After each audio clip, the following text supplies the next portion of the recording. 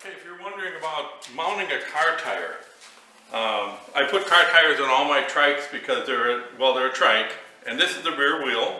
This is off of Victory Cross Country. Same size rim that's on the Gold Wings. Same tire. This is a Federal tire. It's an AZ01, I believe. I don't believe in the run flats. I won't install them. I won't use them. I think they defeat all the purposes of putting a car tire on a motorcycle, especially a trike. So I never use the run flats. Getting the tire off is probably the hardest part. You have to use special bars, and I've got these. They got this curved end, which is great for taking the second bead off. Without that, it's really hard. Installing the tire is really easy. I know a lot of people try to get them into a car shop and they'll say they won't do it because they don't want to be sued or whatever. So just do it yourself. So I've got the tire off. If you can't get the tire off, a body shop or a body shop garage will pull the tire off for you. You can just ask them to pull the tire off and that's it. And then go home and put your own tire on. A lot of guys use a special lubricant on this. This is hand washing dish soap. Works great. I like using soap because if there's a leak on the bead, it shows you right away, and it won't damage the tire. It won't cause it to stick to the rim. The one thing you don't want to use is any kind of spray lubricant, and I know some guys do that. They'll spray like silicone or something on it, and you definitely don't want to do that. So I use this is just some cheapy laundry detergent that I buy. And you just want to coat the inner side of the bead. And this is a unidirectional tire, so it can go on either way.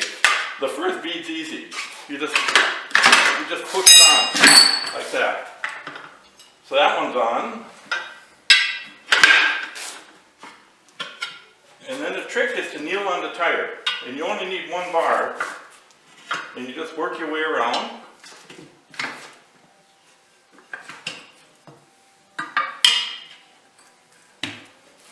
And as you see, I should have this on here pretty lickety split. One more time, and it should be on. Well, maybe two. And these bars are nice because you got a curved end on them. So if you notice on the last one, I turned it around this way so it would slide over the edge of the rim without damaging the rim. But there you go. That's all that's to it. I'll pump this guy up to 24 pounds and reinstall it, and she's a done deal. So if you can kneel on the wheel, that's all you need to do.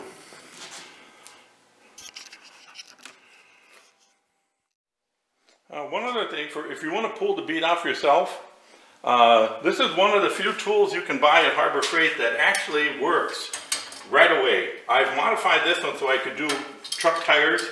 I added on to it here, but you don't have to do any of that. I welded a pin here which goes in the axle hole on the motorcycle tires. You don't really have to do that, but I did it just because I do so many motorcycle tires and it gets them in place.